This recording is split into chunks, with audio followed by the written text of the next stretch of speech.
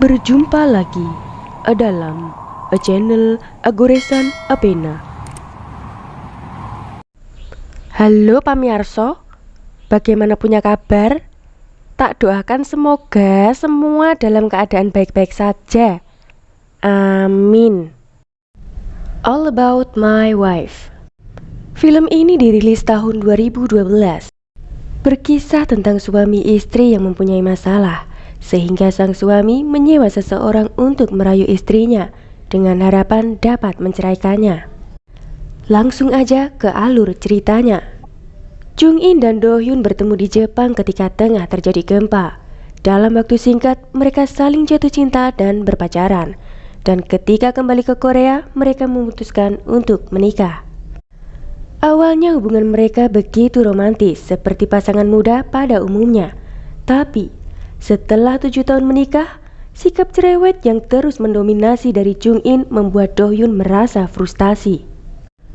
Do Hyun pun tak menyangka sebelumnya bahwa dia akan menderita seperti ini. Padahal menurutku si Jung In meskipun cerewet gak ketulungan, tapi dia perhatian banget ya sama Do Hyun. Saat di kantor, Direkturna melakukan perekrutan untuk proyek baru di Pyeongchang selama 1 tahun. 2 orang yang mengajukan diri dan salah satunya adalah Do Hyun. Do Hyun ingin ikut karena sudah tidak tahan dengan istrinya. Hal itu membuat direktur harus mempertimbangkan karena yang dikirim hanya 1 orang. Do Hyun yang merasa sangat tertekan mulai curhat ke temannya. Dia disarankan temannya untuk melakukan semua hal yang dibenci istrinya agar istrinya menceraikannya. Setibanya di rumah, Do Hyun mengikuti saran temannya.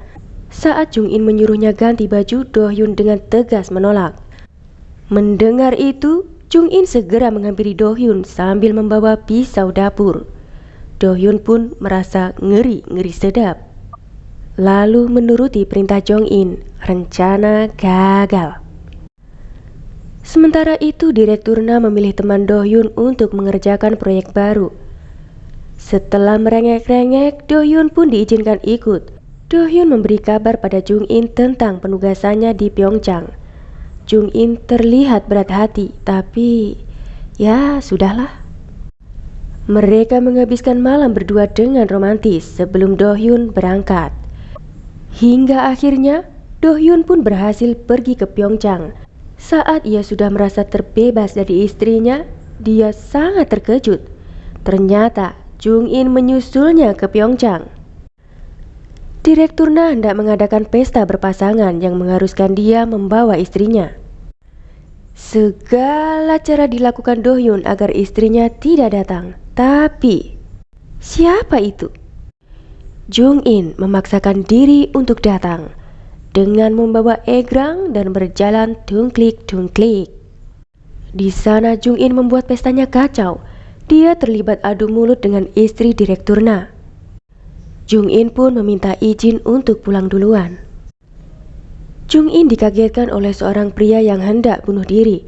Pria itu sebenarnya adalah tetangganya yang bernama Sung Ki. Jung In pun segera menelpon polisi. Saat di kantor polisi, Do Hyun menyusul. Do Hyun menenangkan Jung In yang terus berdebat dengan Sung Ki. Ketika pulang, polisi memperingatkan Do Hyun kalau Sung Ki adalah garangan. Banyak istri orang yang terpesona padanya. Polisi meminta Do Hyun agar menjaga istrinya, agar tak jatuh ke pelukan Sung Ki. Mendengar itu, Do Hyun yang pokoknya gak ketulungan malah meminta Sung Ki untuk merayu Jung In supaya istrinya itu mau meninggalkannya. Sung Ki menolak. Dengan mengancam ingin bunuh diri, Do Hyun memohon dan terus meyakinkan Sung Ki. Akhirnya Sung Ki setuju dan meminta Do Hyun untuk memberi istrinya pekerjaan agar Sung Ki lebih mudah melancarkan aksinya. Esok harinya sesuai saran Sung Ki, Do Hyun memberikan istrinya pekerjaan sebagai penyiar radio. Di lain sisi, Sung Ki bersiap menggunakan jurus mautnya untuk merayu Jung In. Ternyata Jung In tak mudah tergoda. Sung Ki meminta bayaran 2 kali lipat. Mereka pun setuju. Saat di perpustakaan, Sung Ki menemui Do Hyun. Dia ingin mengetahui semua informasi tentang Jung In secara detail. Mulai dari perintilan-perintilan sampai bertetek mengekan, semua Sungki tanyakan. Sepulangnya ke rumah, Sungki mulai atraksi. Dia mempersiapkan strategi untuk merayu Jung In. Ketika melihat Jung In pulang, Sungki berpura-pura akan membuang piring antik, berusaha menarik perhatian Jung In, dan itu berhasil. Jung In mengajaknya minum teh bersama. Setelah itu Sungki bergegas pulang dan sengaja meninggalkan piring-piring di rumah Jung In. Kemudian Jung In ke rumah Sungki untuk mengembalikan piring-piring itu. Jung In sangat terpesona saat melihat rumah Sungki. Hal itu membuat Sungki lebih mudah mendekati Jung In. Mereka mulai sering menghabiskan waktu bersama. Siang itu mereka pulang bersama. Sungki mengajak Jung In memerah susu. Sungki menunjukkan kelincahan jari-jarinya dalam memerah susu. Sungki mengajak Jung In memerah susu bersama. Jung In mulai nyaman. Sepertinya ajian jaran goyang mulai bereaksi. Saat memancing bersama, Do Hyun menceritakan perubahan istrinya yang selalu membicarakan Sungki. Di tempat kerja, Jung In malah menceritakan rutinitasnya bersama Sungki pada acara radionya. Dan siapa sangka hal itu justru membuat ratingnya tinggi. Jung In dan Sungki semakin dekat. Do Hyun mulai kepo dan menguntit mereka. Sungki yang tahu itu jadi gregetan. Sampai di rumah, Do Hyun melihat Jung In semakin ceria. Jung In mengajaknya mendengarkan musik dan bergoyang bersama. Do Hyun yang melihat istrinya berubah jadi lembut tiba-tiba ingin bermesraan. Sambil berpelukan, Jung In mengingatkan pada Do Hyun saat mereka pertama kali bertemu. Sambil menangis, Jung In mengatakan merindukan itu semua. Tiba-tiba, Jung In mendapat telepon yang meminta dia untuk pergi ke kantor. Gak jadi deh indah-indahannya. Saat makan siang bersama teman kantornya, Jung In mendapat kabar kalau dia akan direkrut untuk siaran radio publik di Seoul. Hal itu membuat Jung In dan Do Hyun harus berjauhan sementara waktu. Jung In semakin terkenal dan Do Hyun mulai merasa kesepian di rumah. Malam harinya Jung In pulang dengan membawa mobil. Do Hyun kesal kenapa beli mobil nggak bilang-bilang.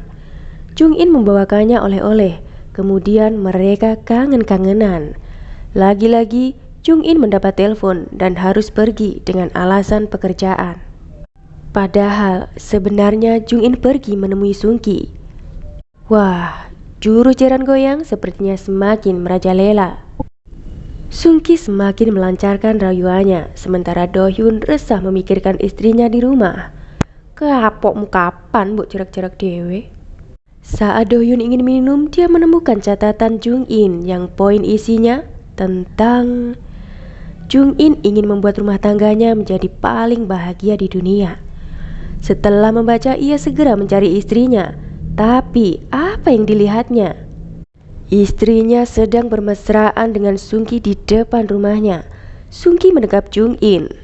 Sungki lalu pergi sambil menyanyikan lagu untuk Jung In.